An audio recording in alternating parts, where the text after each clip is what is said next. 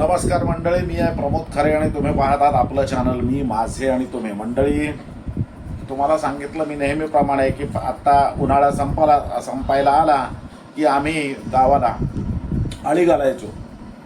दोडकी, कारली, घोसाळी, दुधी भोपळा, पडवळ, परवल अशा अनेक भाज्यांची अळी घालायचो.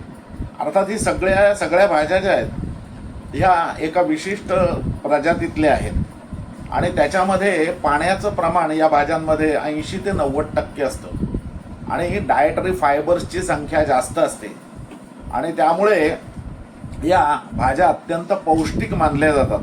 अत्यंत पौष्टिक आणि त्याचप्रमाणे व्हिटॅमिन सी ने अत्यंत युक्त अशा या भाज्या आहेत. तर असाच आठवण निघाली म्हणून सांगितलं. सकाळी सौभाग्यवती बाजारात गेली होती, ती घेऊन आली पडवळ हातात. तर तिला विचारलं, म्हटलं काय बाई आज काय यांचं करण्याचा विचार आहे? साधं पडवळ का काचऱ्या का चण्याची डाळ घालून लाल तिखटाचं पडवळ का स्पेशल पडवळ डाळिंबी? ती म्हणाली बऱ्याच दिवसात पडवळ डाळिंबी खाल्ली नाही, तर आज पडवळ डाळिंबी करते. तर चला आपण पण तिच्या मागून स्वयंपाकघरात जाऊया, बघूया कशी काय पडवळ डाळिंबी होते ती. चला. नमस्कार मंडळी, मी नीता खरे. आज गेले होते बाजारामध्ये, तर मला मस्त पडवळ दिसलं. आमच्याकडे तुम्हाला माहिती आहे, मी तुम्हाला ह्याही आधी सांगितलंय की वसईवाले येतात सगळे सफाळा वसई इथून विरारकडनं भाज्या घेऊन, तर मस्त पडवळ वगैरे आणि पालेभाज्या छान आणतात. तर आज मला पडवळ दिसलं आणि ते इतकं कोवळं, हे बघा इतकं कोवळं आहे हे पडवळ. तर पडवळ मी घेतलं. नंतर म्हटलं आता काय करावं, आज बऱ्याच दिवसात घरी डाळिंब्या केल्या नव्हत्या, तर म्हटलं आज पडवळ आणि डाळिंब्या हे कॉम्बिनेशन करून भाजी करूया. तर म्हणून हे मी आता 1/2 किलो पडवळ आणलं. हे अतिशय कोवळं पडवळ. त्याच्यानंतर ह्या डाळिंब्या मी सोलून घेतल्यात. तुम्हाला डाळिंब्या कशा करायच्या, भिजवायच्या, हे सगळं आधीची कृती पहिल्या व्हिडिओजमध्ये मी दाखवलेली आहे. आणि हे ज्या डाळिंब्या आहेत ह्या मी पावट्याच्या घेतलेल्या आहेत मंडळी. आणि आम्हाला पावट्याच्याच डाळिंब्या खूप आवडतात. कडव्यांच्या नुसत्या करायला छान, पण कॉम्बिनेशन करताना पावट्याच्या डाळिंब्या खूप आवडतात आणि आमच्या घरामध्ये ही भाजी खूपच आवडते. तर म्हटलं आज हे कॉम्बिनेशन आपण करून ही भाजी बनवूया. एक सांगायचं मंडळी, म्हणजे ह्या डाळिंब्यांबरोबर अजून एक कॉम्बिनेशन सुंदर लागतं, ते म्हणजे तोंडल्यांचं. आपण जशी 4 भाग करून तोंडली करायची, ह्याच पद्धतीनं ते सुद्धा कॉम्बिनेशन अतिशय सुंदर लागतं. तर अशी आता मी आज भाजी बनवते आम्हाला. तर त्याच्यासाठी लागणार आहे हे पडवळ, हे मी 1/2 किलो घेतलंय. त्या डाळिंब्या आहेत, ह्या पण साधारण 1/2 किलो आहेत. त्यानंतर आपल्याला आणखीन लागणार आहे ते म्हणजे हा एवढा गूळ लागणार आहे, थोडासा गोडा मसाला, ओलं खोबरं, प्रिय मैत्रीण कोथिंबीर, हे मिसळण्याचं सगळं साहित्य फोडणीचं, आणि मीठ चवीपुरतं, आणि कढईमध्ये मी तेल घेतलेलं आहे. एक सांगते मंडळी, आपल्या घरच्या कोकणस्थानकडच्या काही भाज्या करताना मी कंपल्सरी शेंगदाण्याचं तेल वापरते. आणि माझ्या सासूबाई पण वापरायच्या की त्या खूप खमंग होते ती भाजी. असं काही नाहीये, दुसऱ्या ह्याचा वापरलं तरी सुद्धा छान होते, पण एक अजून अधिक चव येते.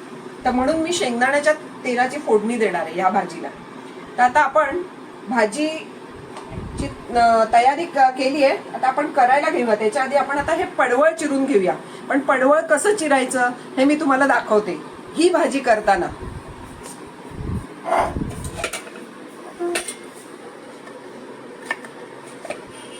हे अतिशय कोवळं आहे, त्यामुळे बियांसकट बिंदाच घ्यायचं. आता ह्या डाळिंब्या लहान असतात आणि हे पडवळ सुद्धा जर बारीक चिरलं तर ते एकदम चेंदामेंदा होईल.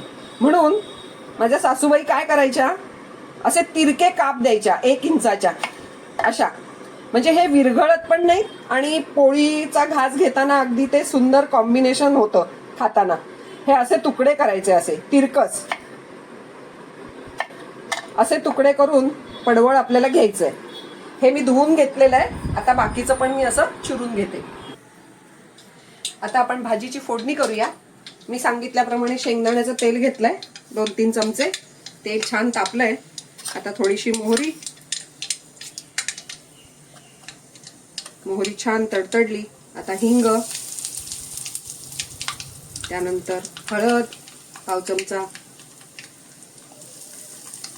आणि थोडंसं फोडणीवरती तिखट घालणार आणि आता हे पडवळ त्याच्यावरती टाकणार. फोडणीवर थोडंसं लाल तिखट टाकलं ना की भाजीला छान रंग येतो.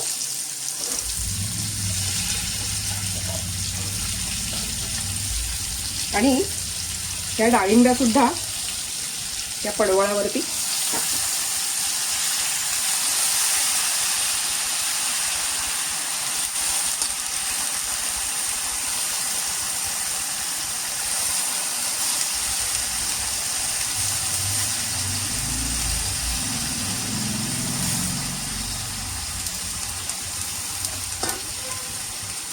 आता आपण हे सगळं व्यवस्थित ढवळून घेऊया.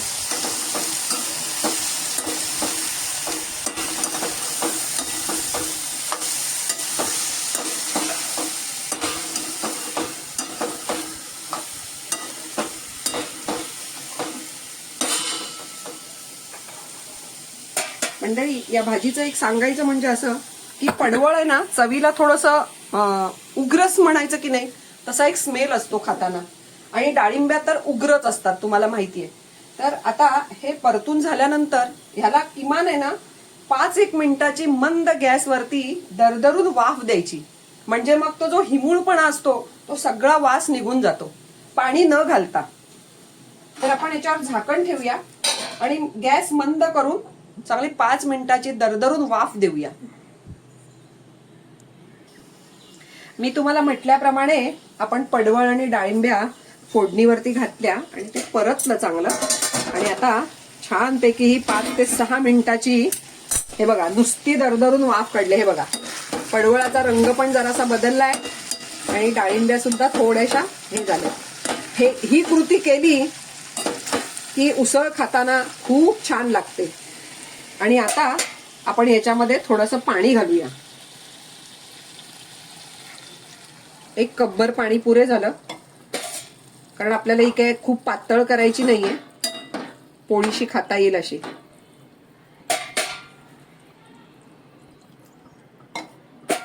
आणि आता पुन्हा हे ढवळून पडवळ आणि डाळिंब्या या व्यवस्थित शिजवून घ्यायच्या.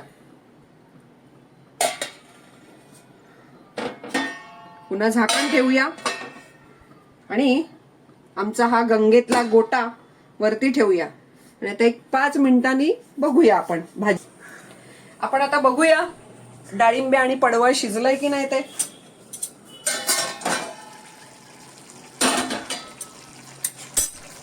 बघा डाळिंब्या बघूया आधी. अगदी छान शिजलंय.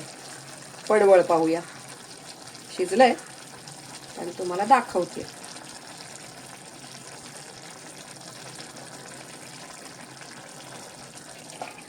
गरम आहे, अगदी व्यवस्थित शिजलंय. आता आपण याच्यामध्ये सगळं तिखट मीठ घालूया.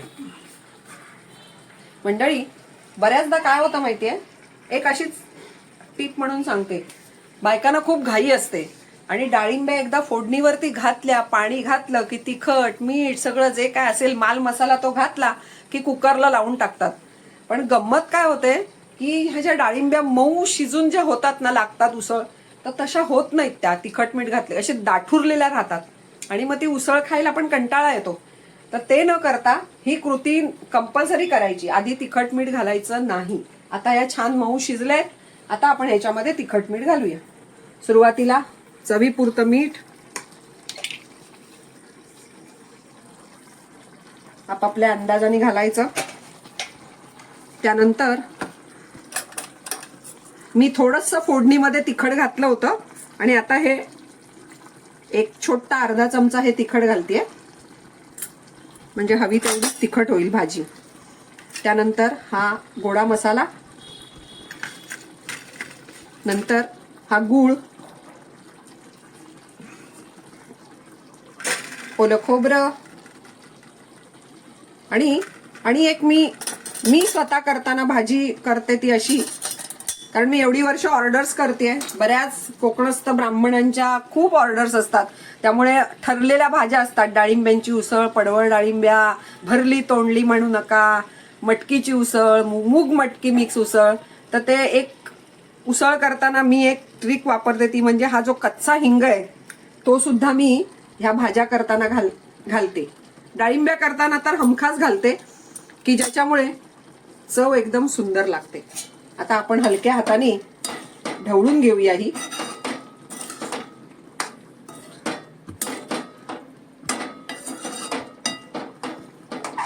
कारण आपल्या भाज्यांमध्ये कसं आहे की इतर जसं हॉटेलांमध्ये ग्रेव्हीज करतात किंवा गरम मसाले करून करतात, तर तशा काही चवी नसतात. मग आपली भाजी सुगंध आणि टेस्टी व्हायला काय होईल, तर हिंग जास्त मस्त मदत करतो.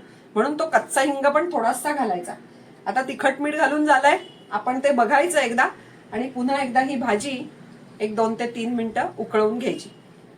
आता आपण बघूया आपली उसळ तयार झाली की नाही ते. बघा किती रंग पण सुंदर आलाय. आता ही अगदी छान पडवळ डाळिंबी तयार झाली खायला. आता ह्याच्यावरती आपली प्रिय मैत्रीण कोथिंबीर घालूया मस्तपैकी. आणि आता आपण ही खायला तयार आहे. आपण आता प्लेटिंग करूया मंडळी. तर अशी आजची आपली थाळी तयार झालेली आहे बघा. ती म्हणजे पडवळ डाळिंब्यांची उसळ, त्याच्यानंतर हे गोड दही घेतलंय, पोळ्या, भात आणि थोडंसं तळण म्हणून बटाट्याचे पापड तळलेत मी.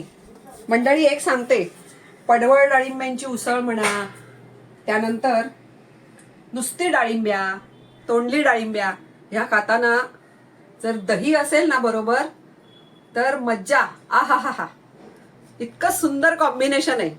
म्हणून असा आजचा आमचा हा बेत. तर मंडळी, ही होती पडवळ डाळिंबी. ही तुम्ही घरी करा. अत्यंत पौष्टिक आणि उपकारक शरीराला, म्हणजे हार्टचा जो दुखणं असणाऱ्यांना, मधुमेह असणाऱ्यांना, साखर नियंत्रित करण्यासाठी, कोलेस्ट्रॉल नियंत्रित करण्यासाठी हे पडवळ अत्यंत उपयुक्त आहे. किंवा पडवळ वर्गीय भाज्या या देखील अत्यंत उपयुक्त आहेत. तर ह्या भाज्या तुम्ही करा. आम्ही दाखवतच राहू वेळोवेळी. आम्ही घरी करतो त्यावेळेला तुम्हाला दाखवणारच, त्यामुळे काही प्रश्नच नाही. तर ह्या भाज्या तुम्हाला आठवण करून देण्यासाठी विसरला असाल तर त्या आम्ही दाखवूच, आणि त्या तुम्ही करा आणि कशा झालेत त्या आम्हाला कळवा. हा व्हिडिओ मी इथेच थांबवतोय. तुम्हाला आवडला तर लाईक करा, शेअर करा आणि नेहमीचं सांगणं, चॅनल सबस्क्राईब करायला विसरू नका. धन्यवाद.